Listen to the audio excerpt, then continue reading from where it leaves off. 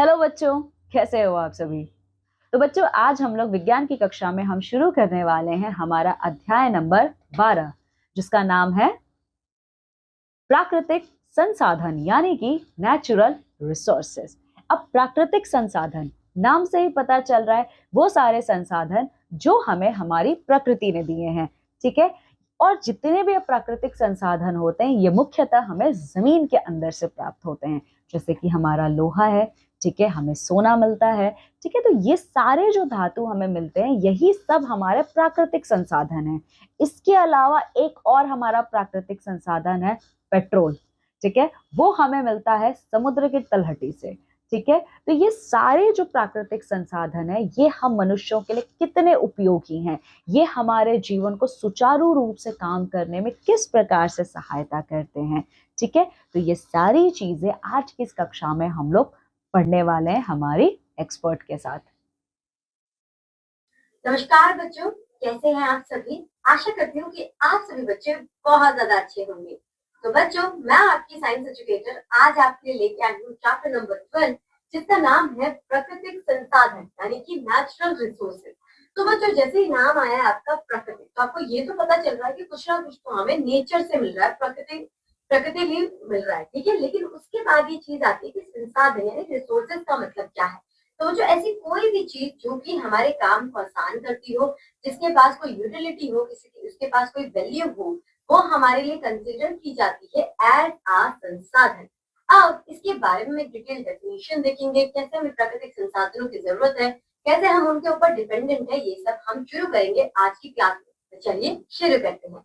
अब यहाँ पर सबसे पहले हम देख रहे हैं कि पृथ्वी विभिन्न प्रकार की सुंदर प्राकृतिक वस्तुओं से भरपूर है। पृथ्वी पर मानव जीवन की शुरुआत से ही मनुष्य इन सभी वस्तुओं का उपभोग करता आ रहा है, वह इनका आनंद ले रहा है। मनुष्य भी प्रकृति का एक भाग है, क्योंकि दोनों एक दूसरे पर निर्भर करते हैं। हम भी प्रकृति पर डिपेंडेंट है, प्रकृति भी हम पर डिपेंडेंट है।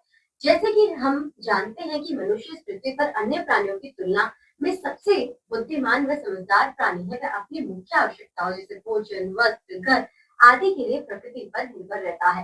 लेकिन समय के साथ साथ जनसंख्या तेजी से बढ़ती जा रही है। जनसंख्या के बढ़ने से जीवन की मूलभूत आवश्यकताओं की मांग भी बढ़ती जा रही है, परंतु प्राकृतिक संसाधन सीमित मात्रा में ही उपस्थित है। जैसे कि आपको पता है बच्चों कि हमारे देश की जो जनसंख्या है वो बहुत ज्यादा है, और हमारे देश की तो छोड़िए, अगर आप पूरे वर्ल्ड की जनसंख्या देखेंगे तो वो भी तो बहुत ज्यादा है।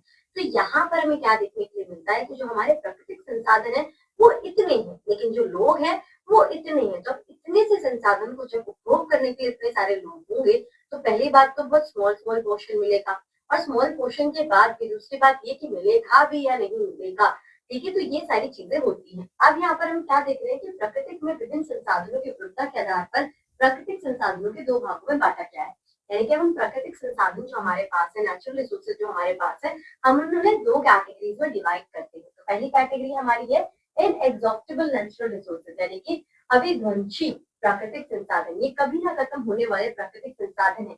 ये ऐसे संसाधन है कि आप लीजिए कितना यूज कर सकते हैं करिए, पर ये खत्म नहीं होंगे। एग्जाम्पल हमारे पास क्या है, सूर्य का प्रकाश व हवा। ये संसाधन प्रकृति में असीमित मात्रा में उपस्थित है, इन्हें मानवीय क्रियाकलापों द्वारा समाप्त नहीं किया जा सकता। अगर मैं कहूँ कि सूर्य की किरण अगले दिन नहीं आएगी, मुझे सूरज की रोशनी नहीं मिलेगी, मुझे हवा नहीं मिलेगी, तो ऐसा नहीं हो सकता। ये बहुत ही ह्यूज अमाउंट में अवेलेबल है पृथ्वी पर, तो अगर आप इन्हें कितना भी यूज करें ये खत्म नहीं होंगे, इसलिए हम इन्हें कह रहे हैं इनएग्जॉस्टिबल।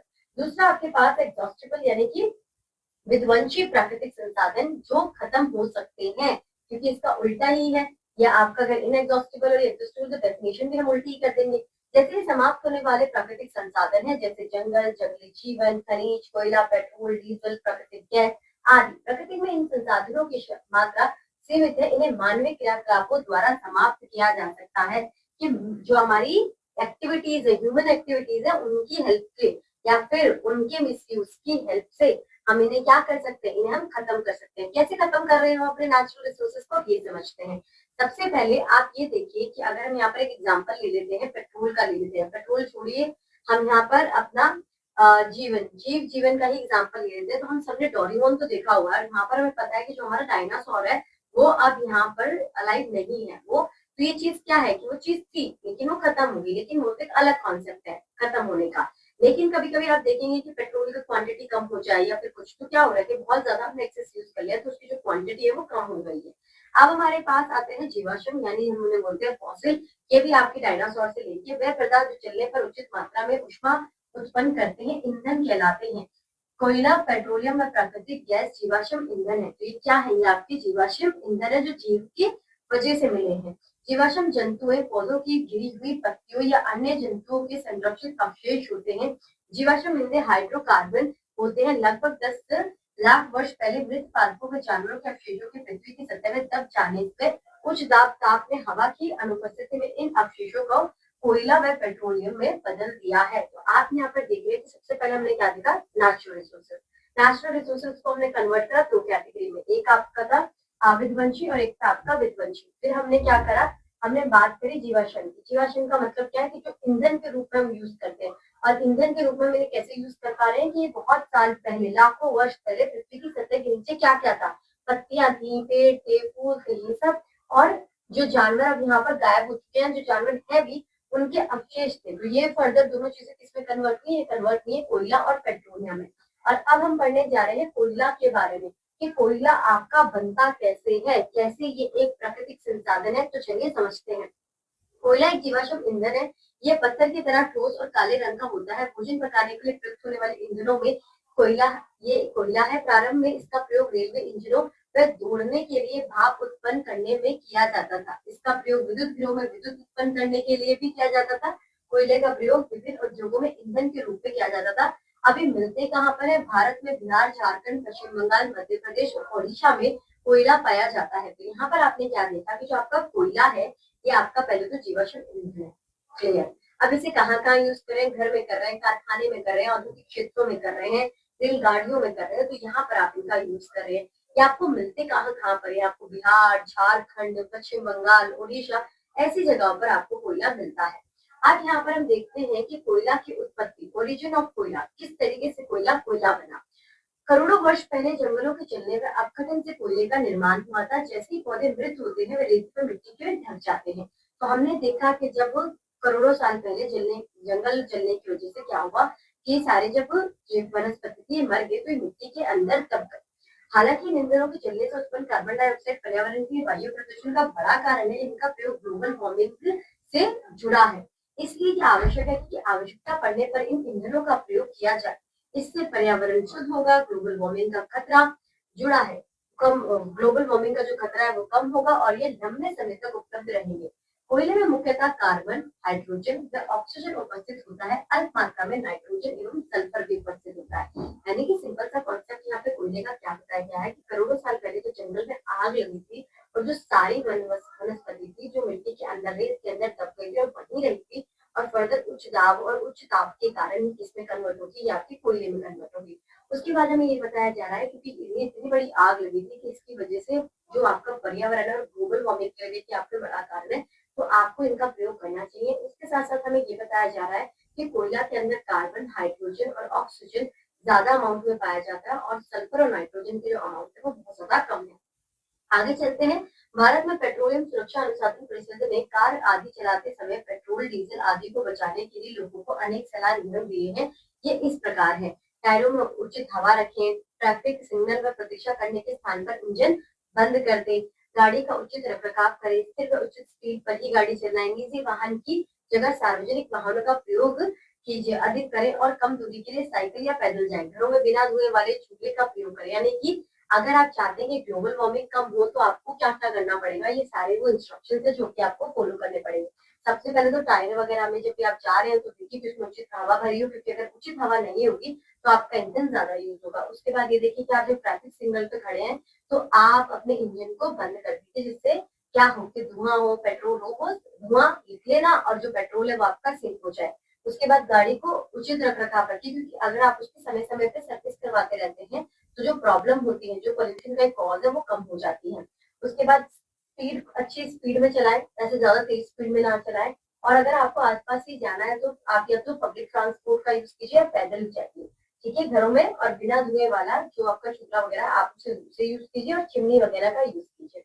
कोयला मुख्यतः 3 प्रकार का होता है। एक होता है आपका लिग्नाइट जो कि 38% है जिसमें कार्बन, एक आपका बिटुमिनस जिसमें 65% आपका कार्बन है, और एक है आपका एंथ्रासाइट जिसमें 96% कार्बन होता है तथा कोयले की सबसे उच्च उत्तम किस्म, यानी कि हमें ये तो समझ में आ गया कि जिसमें जितना ज्यादा कार्बन का अमाउंट होगा वो उतना अच्छा आपका कोयला होगा। तो लिग्नाइट जो है वो आपका ज्यादा अच्छा नहीं कंसीडर करेंगे, फिर बिटुमिनस आएगा तो वो ठीक है, और उसके बाद जब एंथ्रासाइट की बात आएगी तो 96% कार्बन उसमें अवेलेबल है, तो सबसे ज्यादा अच्छा कार्बन होगा।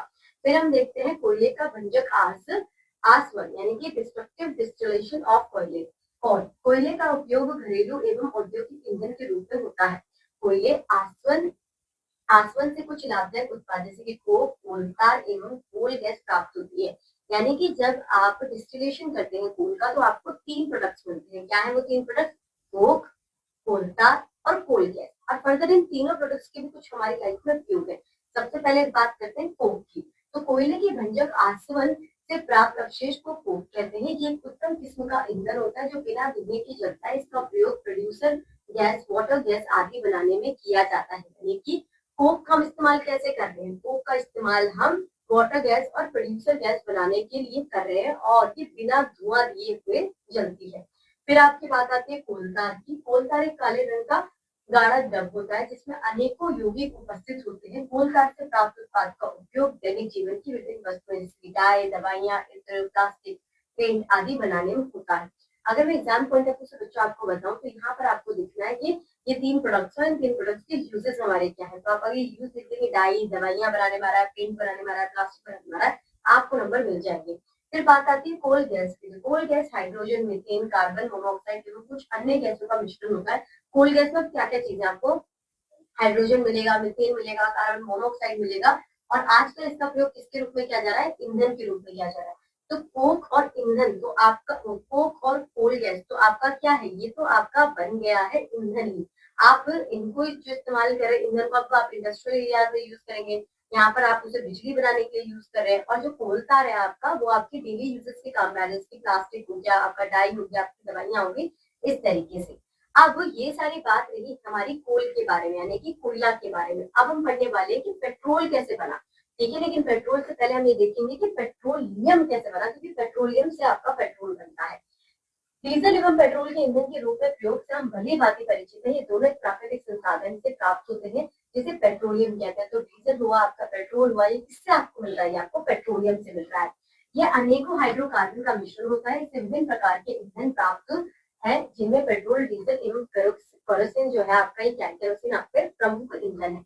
अब यहाँ पर बात आएगी आपकी पेट्रोलियम का भंजक आसवन, डिस्टिलेशन ऑफ पेट्रोल। अगर मैं ये बात करूँ कि पेट्रोल का डिस्टिलेशन करने के वक्त, वहां पर पिछली वाली जो हमने कोल के बारे में पढ़ा था, तो वहां पर आपको कोक, कोल तार और कोल गैस मिला था। यहाँ पर देखते हैं आपको क्या क्या मिलता है। भंजक आसवन द्वारा पेट्रोलियम के विभिन्न उत्पादों को अलग अलग किया जाता है। भिन्न भिन्न तत्वनाक पर प्राप्त उत्पादों को प्रभाज कहते हैं। प्रभाज प्राप्त करने की प्रक्रिया तेल शोधक कारखानों से संपन्न होती है। यानी कि पेट्रोलियम जो है, आप यहाँ पे जनरली क्या कर रहे हैं, जो सारी कहानी स्टार्ट हो रही है तो ये आपकी शुरू हो रही है तेल शोधक कारखानों से, जो कि तेल को निकालने का काम करते हैं। और इस प्रोसेस में जो भी आपको प्रोडक्ट्स मिलते हैं उसे हम क्या कह रहे हैं? उसे हम प्रकाश कह रहे हैं। पेट्रोलियम से पेट्रोल, डीजल एवं केरोसिन के अतिरिक्त अनेकों अन्य उत्पाद जैसे कि मोम, लुब्रिकेंट, ऑयल आदि भी प्राप्त होते हैं। अब यहाँ पर देखते हैं जीवाश्म ईंधन का महत्व।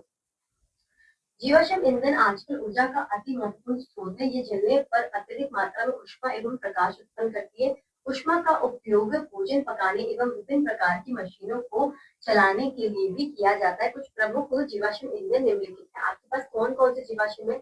सबसे पहले आपके पास आता है नेचुरल गैस। नेचुरल गैस में एक प्रमुख जीवाश्म ईंधन है जिसमें उच्च दाब पर सीएनजी, कंप्रेस्ड नेचुरल गैस के रूप में संग्रहित किया जाता है। मुख्यतः मीथेन गैस होती है जो कार्बनिक पदार्थों की शुद्धिकरण से प्राप्त होती है।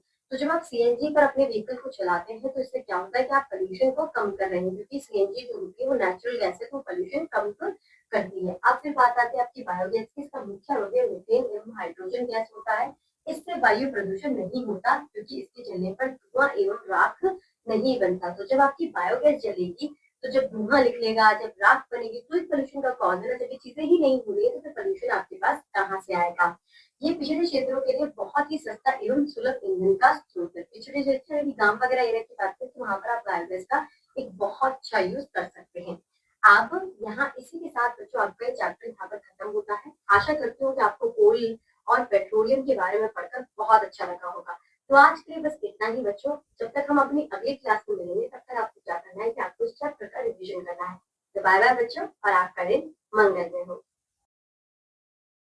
तो बच्चों, मैं आशा करती हूँ आप लोगों को ये अध्याय बहुत अच्छे से समझ में आया होगा। आप सभी लोगों को सारे प्राकृतिक संसाधनों के अच्छे से जानकारी प्राप्त हो गई है। तो चलिए, अब मैं मिलती हूँ आप सभी लोगों से हमारी अन्य विज्ञान की कक्षा में एक अन्य अध्याय के साथ।